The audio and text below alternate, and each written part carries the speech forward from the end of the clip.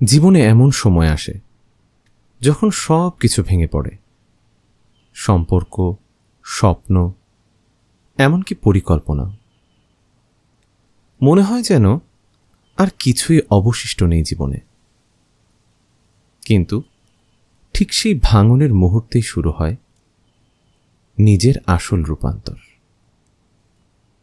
কারণ আপনি তখন আল্লাহর সবচেয়ে কাছাকাছি মুহূর্তে থাকেন।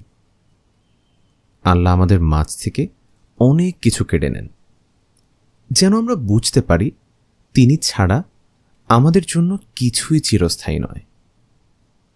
যখন আপনি দুনিয়ার সব আশা ছেড়ে কেবল আল্লাহর দিকে ফিরে যান, তখনই শুরু হয় আপনার আত্মিক উন্নতির পথ। এই যাত্রা অনেক কঠিন, কিন্তু এই যাত্রা গভীরভাবে পূর্ণ।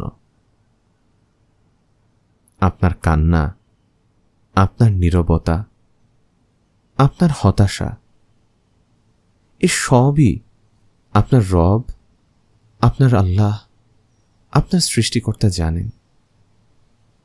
সবকিছু শেষ হয়ে যাওয়ার পরেও যদি আপনার হৃদয় আল্লাহর দিকে থাকে, তাহলে আপনি কিছুই হারাননি, বরং নতুনভাবে শুরু করেছেন।